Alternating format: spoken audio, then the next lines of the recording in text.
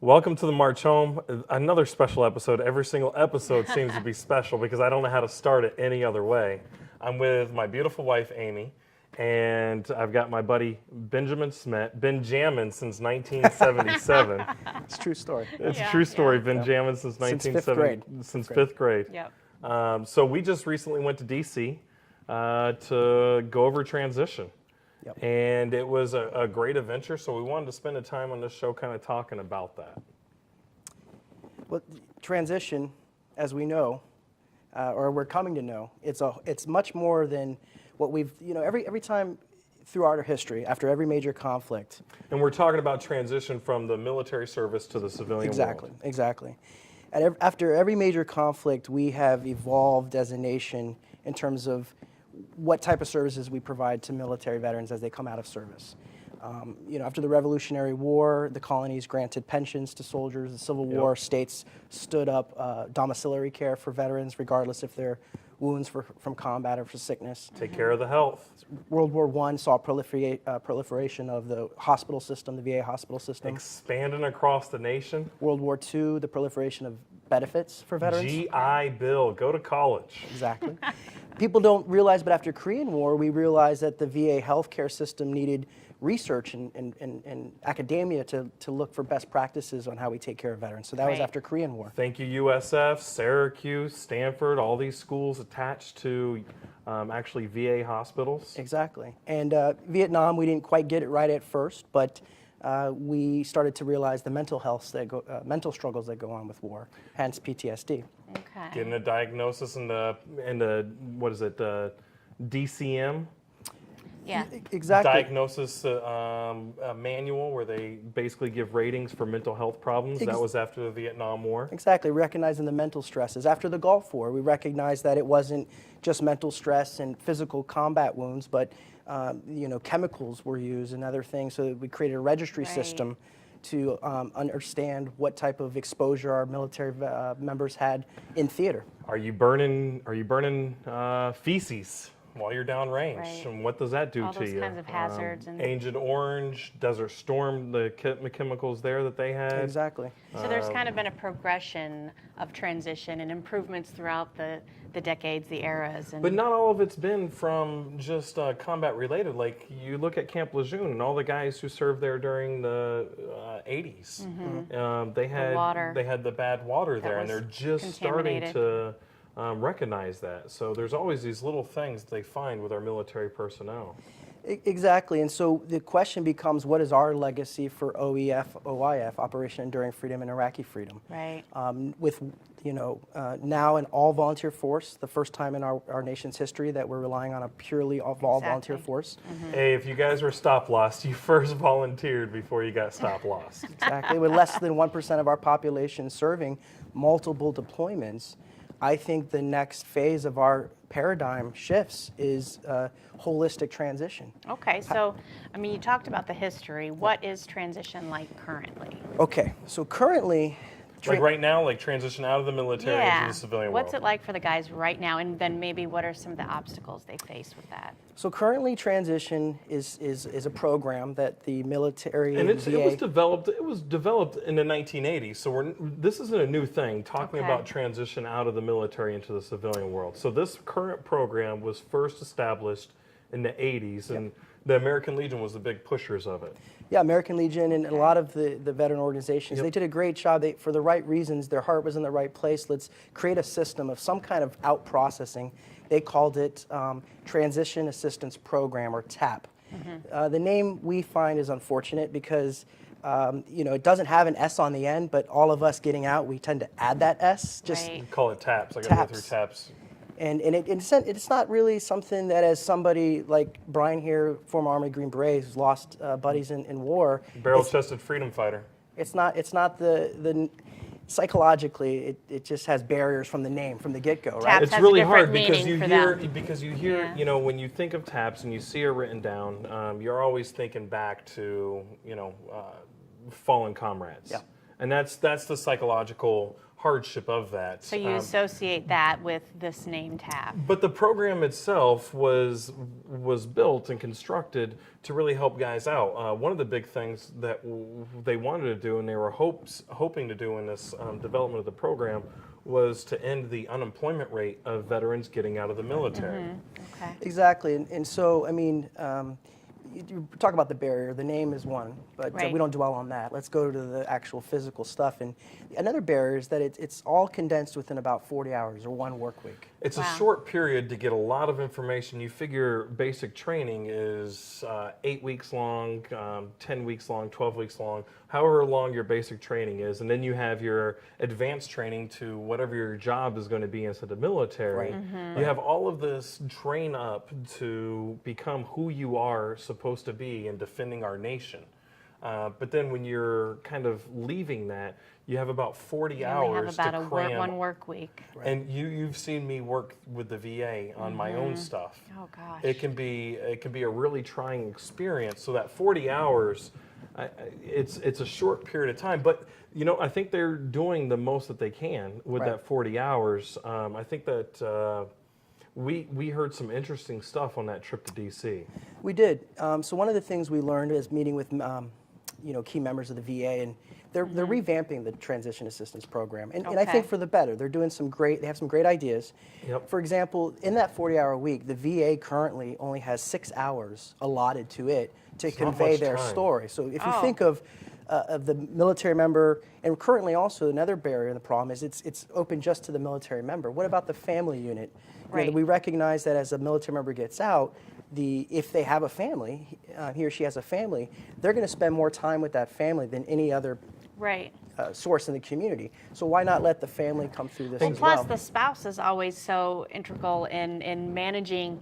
She's been managing the household probably Yep. for a while, the family, the finances, the healthcare. If So you're things deployed, are you're changing. gone away, Exactly. you need the She's spouse going to want to included. be included in that. And this is where we can take a lead from the DoD, because the DoD has recognized the importance of spouses and Yep. family members.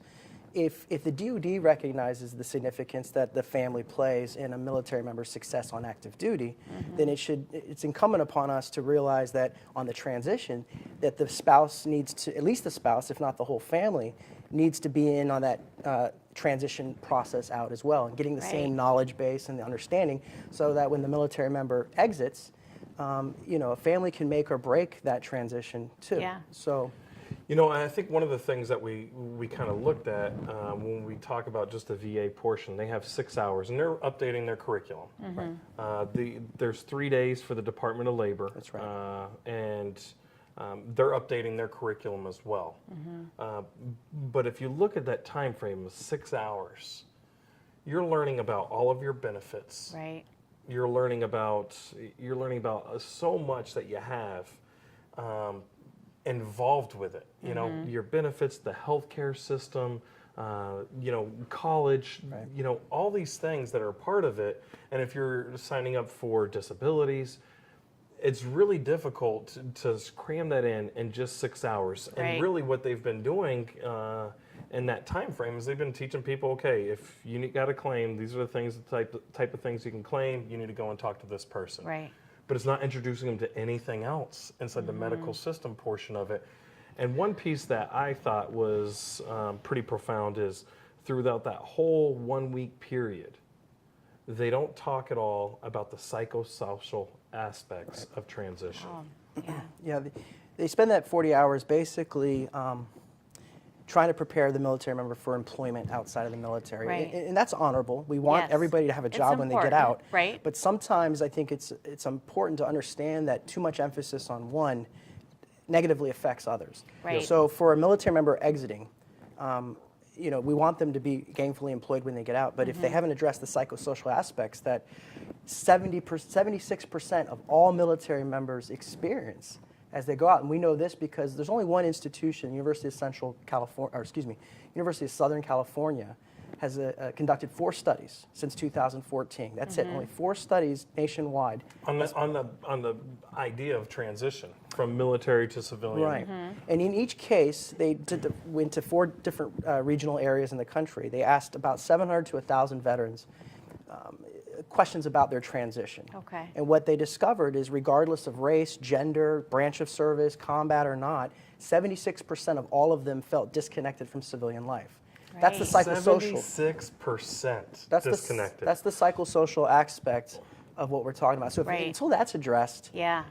the employment is almost not even, it's a non-starter. Mm-hmm. Because if the military member is leaving active service, the whole, you don't know what you don't know.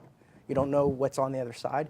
I know we've been talking about this consistently, is that we meet with a lot of veterans that don't even know they're veterans. Yeah. Right. No, They think for the sure. veteran is the old guy with the hat on their head, but not realizing they're veterans themselves, Yeah. that they're entitled to these benefits, and other helps and aids and assistance and support. So there's definitely needs there for more further improvement. Oh, there 100% is needs, Yeah. and that's why we've been able to work, fortunately, with Congressman Gus Bilirakis Yeah, he's been as great. part of his transitional task force, and we actually talked about that, and we're going to play an episode, an interview that we did in our next segment of this episode of the March Home. You'll see where we're talking about transition and some of the things that we did at the summit. But what we recently did was take a trip up to DC, and we got to meet with a lot of good people, and we started talking about transition and about the development of legislation. So what were some of the takeaways that you had from that trip that we had? Well, we're trying to do this in an open, inclusive, transparent way, and I think that was well received. Long gone is the paradigm that academics go lock themselves in the ivory tower and have all the answers to all the questions. When we approached the various heads of the VA, American Legion, and we told them that this was our approach, that was very well received, and we're gonna continue that. That's number one. And number two, I would say they all agreed that there's not enough time. 40 hours is just not Right. enough. Sure. We've got to get a human being ready to be a Green Beret. We know Right. what it takes. It takes years, and we've got it down to a science. If we took Last one time he eighth, said it took weeks to become a Green Beret. I That's misspoke. a I was Navy using a guy different, for you. different That's a Navy metaphor. guy I usually for have a you. different person on my side when I use that metaphor. But we realize that it takes far more than that. And if we use Sure. at least 1/8, or I don't know what the number is, but a quarter or an eighth of that energy, that time, that money, that resource, to plan something a little bit more holistic and systematic on the outside, on the going out, that's preventative medicine. Right. That's preventative. It's preventive medicine, and we've got a really good starting point. We've got something that can grow, and what I find is that a lot of those folks are loving the fact that this transition process that we're working on is very inclusive. It's pulling all people in. It's part of a collaborative effort. You guys are going to hear more about this as time continues to go on. Please check out the next episode so you can see some of the history of where our planning was and see where we're going after this. Well, I'm sure we're going to have you on the show again, Ben. It was Excellent. great Oh, to have yes. you on this time, and we'll see you on the next round of the March Home. Hey there, it's Andrew Campanella with National School Choice Week. And even though I run National School Choice Week, I'm also a resident of Florida. And I'm excited to tell you about a great event being planned by folks here in Florida and in particular in Pasco County. It's called Celebrate Youth, and it's taking place January 27th from 10 a.m. to 2 p.m. at Pasco County Safety Town. It's a community-based School Choice Week event, and it will feature rock climbing, a petting zoo, a bouncy house, food vendors, and free family fun for so many people, thousands of people.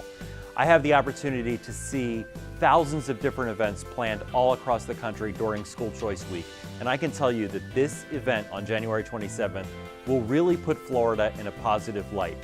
This state is already doing so much to provide effective education options for kids, and events like this that invite everybody from the community to come and visit are ways that families can learn more about the school choice options available for their kids. So if you can, sponsor this event.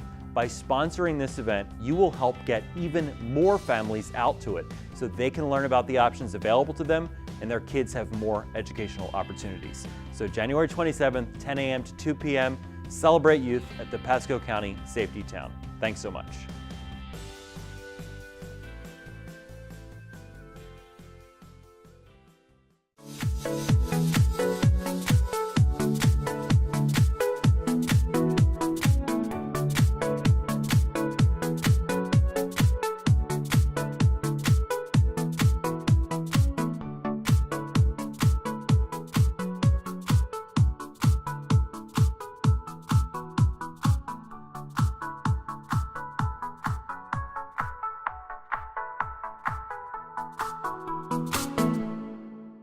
Welcome back to the March Home. We just had Dr. Whitworth, and now here comes the rest of the team that we have for the transition task force from Congressman Gus Bilirakis. Sorry for the stutter there, Congressman. We thank you so much for allowing us to be able to do this. And really, the person who's been leading this has been future Dr. Ben Smet. One of these days, yeah. One of these days. So we want to introduce the whole panel, but I first want to kind of hear what is it that we're doing this weekend or this week, and why are we doing it?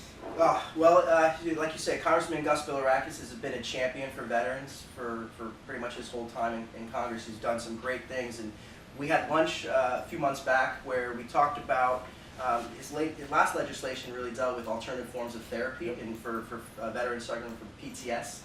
And we talked about the need to look at this a little bit more holistically, and how do we provide proper and better transition services for all military veterans and their Not families. just post-traumatic stress. Not just, instead of just focusing on the negative, Yep. to look at it holistically, let's provide better transition services for all military veterans coming out of their families, so that they can come back into the civilian world, readapt, and be ready to go for whatever chapter's next, whatever their next mission is. So you're doing this as a doctoral dissertation, Yeah, so right? the stars kind of aligned. We had lunch, and I told them I was fishing for a dissertation, and so the stars kind of aligned that we would come together and do something like this. And where we're at right now is a task force, and I want to let the group introduce themselves here in a second, is bring the most diverse minds and great minds for problem solving that we could find. And we had a couple meetings, you and I, ahead of time to prepare for this. And really what the congressman was looking for was a few big ideas on how we can make transition services better. And a couple of the big ideas we came up with at the beginning, one of them was like we do boot camp. Yep. We prepare people for the military. Why don't we do something similar on the outset, like a reverse boot camp? Everybody enjoys a vacation sometimes, especially a military member deserves one. So we said, well, why don't we host that reverse boot camp in a resort setting with their families so that they can come? And I just so happen to own a timeshare where we have a resort, so I thought a good environment where we could do this task force would be here at the resort, where we work hard during the day, and we have been working hard, but in the evening we go to the lazy river and we relax because we're trying to simulate what experience the veterans might have. So when we tell you guys we're about to plan something, maybe you want to come and join us because you'll stay at a nice resort on Ben's dime. That's right. Phase 2 of the task force, you're more than welcome. We need all the minds we can get. So I'm thankful to be a part of your task force Yeah. and partner up with you on this. And we've got Dr. Kevin Kidd from USF, Yes. USF, and we've got Dr. Jim Whitworth from That's right. UCF. And who's the rest of the task And then, force? so I want to let them just introduce themselves. We have a dynamic task force.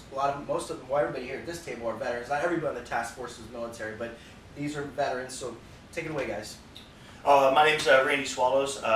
Background on me, I served in the Army for 7 years. I did a couple tours in Iraq. I've been out since 2007. Kind of went through my own readjustment, but got myself into the VA, providing direct services, and then ended up in a program called the Vet Center, provide readjustment counseling services for combat veterans, and also a consultant into the community to identify gaps in VA services and help to bridge the gaps there.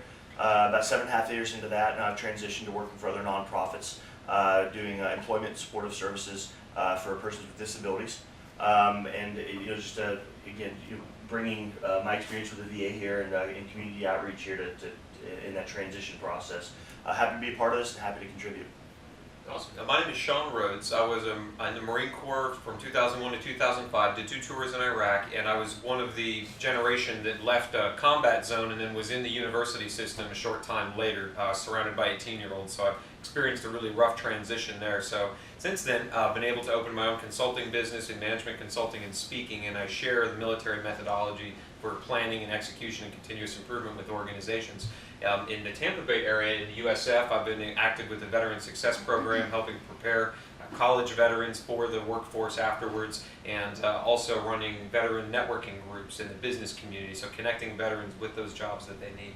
And now you got a TED Talk too, right? As part of my public speaking business, I did a TED Talk and shared how the military turns missions into movements that people will support and believe in, and something that, methodology that could be used for transitioning veterans as well. What's the title? It's called Turning a Mission into a Movement. Mission in the Movement. Love it. Right, so I'm Milton White. I'm the Assistant Director of Veteran Services out at the University of South Florida, St. Petersburg. I'm also the coordinator of the Military and Veteran Success Center there. I'm a 25-year Marine vet. Went in 1984 and got out in 2009. So I did both Gulf Wars, seen a lot of different things. And the biggest thing that happened for me was getting out of the Marine Corps after 25 years, coming back to USF St. Petersburg as a natural student. And being in that same environment you were talking about, surrounded by not folks that were so much younger than me, but folks that had an entirely different life experience than what I had. Yep. And they just could not understand or see it.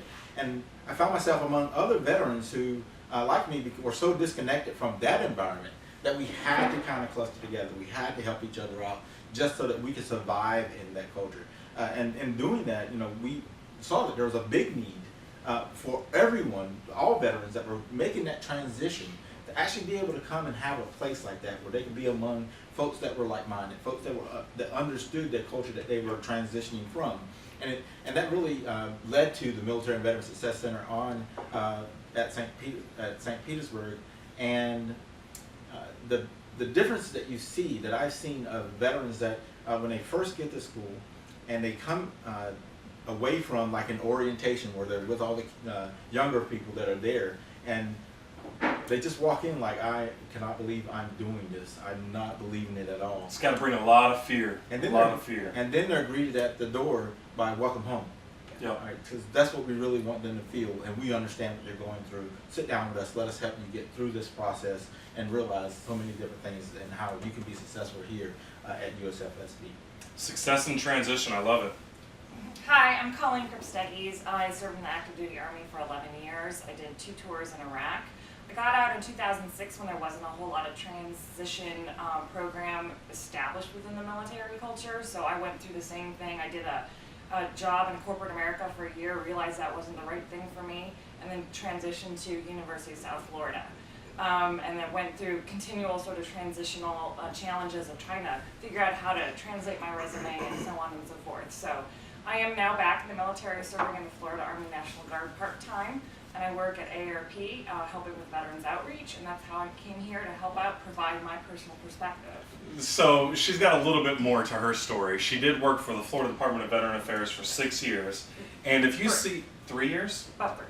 Okay, so if you work up in Tallahassee, you always double it. That's just the way it is. That's what they say it does to your life anyway. So she worked up there, and if you see a license plate for women veterans in Florida, she wasn't the only person who pushed it, but she was a big advocate for making that happen. It is what it is today because of her. So for the female veterans that we have in the state of Florida, I think we all owe you a great deal of gratitude. Now, I'm not part of the female veteran group. Let me be clear on that. Full disclosure. So transition, we've had a lot of conversation about it. Tell me a little bit about what you guys have seen over this weekend. And I say weekend because it seems like that we're at a resort, but it's really been a very busy week of talking and communicating and drawing on whiteboards and erasing whiteboards. What have we solved, or what are we looking for? What did we find? I've seen a Swiss Army knife of skill sets. Right, I mean, we've got infantry backgrounds, we've got support backgrounds, we've got all services represented, save for the Coast Guard. Green Beret. Yeah, don't want to throw that in there, with the First Ranger Battalion. I see uniqueness, right? Like I'm more of a systems guy, but then it's harder with research, and the end goal is the same, right? We want to arrive at some solution sets, find out where we can leverage our own experiences. What kind of solutions did we come up with? Oh man, I think what we came up with is not necessarily new. It's mostly just a new look at. I mean, PTSD isn't something that's new. Transitional anxiety isn't something new. It's just it's a new way of looking at it. Or is recategorizing, reprioritizing. How we're going to approach these. And I think it's those unique skill sets. Pull from academia, pull from execution, pull from the nonprofit and for-profit or the government side. So we're talking about disruption. What ideas? I think we've generated pillars, we've generated thought processes. Sean, can you talk a little bit about it? Yeah, we've really been looking at how do we take the veteran and, like you said, reverse boot camp process. Not strip away the military skill set that they have that made them a valuable person in the military and will make them an extremely successful person in the civilian world, but figuring out how do we get them back into the community with families, with churches, with civic organizations. how do we take care of their personal well-being, their physical, mental, spiritual health, and get them on track for the rest of their lives, because they've got a whole life ahead of them now. How do you get them plugged into the career track they're looking for, the education resources they need? So to really give them a full, just a course load of how do you get back in civilian society and be successful. And the key really for what we're doing that's different is we're really finally looking at it from a holistic perspective. You know, being kind of the lead researcher on this right now with my doctoral studies, I looked at how we've been doing it since even the Revolutionary War. And every period of our military conflicts, we get out of the conflict and we evolve to another level of how we take care of our military veterans. After the Revolution, people opened up their homes to take care of their veterans. After the Civil War, they opened up their homes even more and provided sick treatment, even non-combat related. After World War I, we built up our hospital infrastructure. After World War II, we added benefits and we started to, created the middle class because of the VA home loan system, the GI Bill. So here, after Operation Enduring Freedom and Iraqi Freedom, what is our legacy going to be? And I think it's going to be, we're looking at it finally holistically, not siloed into healthcare, mental health, physical health, but looking at everything on a holistic perspective. How do we decommission the soldier so that they're ready for a productive civilian life and reintegrate, be productive citizens for our community? One of the things that we kind of talked about throughout that process was transition. We identified that there is a percentage of warriors who come back from combat who are suffering the difficulties related to combat, triggers related to combat, post-traumatic stress. But then we started talking a lot about the real problem with most of our troops coming back. I mean, not every single person who ends up homeless or addicted to drugs or anything, not all of them are suffering from post-traumatic stress. I think the biggest indicator, everybody, when you hear about veterans in this community, we always get data and numbers thrown at it, percentages, the suicide percentage. I think one of the most striking data sets we have out there is, we keep focused on PTS, but right now, currently, I can't believe it's not higher actually, but the data reports 55% of all military veterans,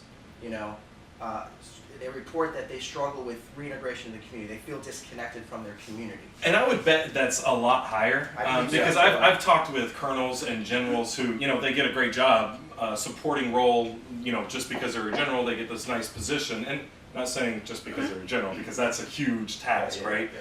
But they get a nice position, but they don't have the same power that they had when they in the military. Yeah. I mean, they have a job, they have pay coming in, they have a purpose, but the reality is transition, there's stressors in it, am I right? Yeah. You've transitioned some. Yes, lots of transition in terms of what is a timeline, and I think what I liked about what we came together here is that it's a more proactive approach, it's very deliberate, it finds ways, while still in the service if possible, to start changing that mindset, so knowing that once you have a plan, a very defined plan on how to approach your exit from the service, and you are better integrating within the service, in the community. Let me ask you a question, Milton, because USF, you guys are heavily involved with this whole entire process. I mean, you're number one veteran-friendly military campus in the country, right? Yes. But I obviously you served in the Marines for 25 years. What was that? That's what he said. Why is USF so involved with veterans right now? Well, I don't think that it's just USF to start with, even though we're number one right now in the nation. It is that across the nation right now, folks are identifying in that university setting that we have students, so many students coming back utilizing the benefit that they're eligible to receive, and we're like the first stop, if you will, for so many veterans that are actually getting out. So we wanted to be not just the first stop, but the landing spot. Yep. We wanted to make sure that as they're coming out and coming into this new culture, this new environment, that they really were able to make that transition successfully. When we started working on this, we went way back to the very beginning, where we were looking at just exactly how veterans were failing. Yeah. We actually were looking at, so they're coming in, what's causing them to fail when they get here? Why are their grades low? Why are they not staying? Why are they dropping out, after the first semester or two? And we realized that it's because they don't have an understanding of the new culture that they're actually moving into. And because of that, we decided that we needed to be at the forefront of an effort that would put that help that transitional process become more successful. Part of what we've been talking about is how do you take a process that you guys have developed, like the one you have at USF, and give it to all service members of any branch exiting from any military base. How do you help them get that landing spot developed before they clock out and get their DD-214? I gotta say for the group, I think it's absolutely honor to be a part of the Congressman's transitional task force. And Gus, just a special shout out to you. Thank you so much for having the passion to want to put up legislation to improve transition for our warriors. Guys, this is the end of this show. These guys, great minds. I'm sure I'm going to have them all on again to talk to you next time on the March Home. We'll see you then. Guys, let's get back to work. Let's go.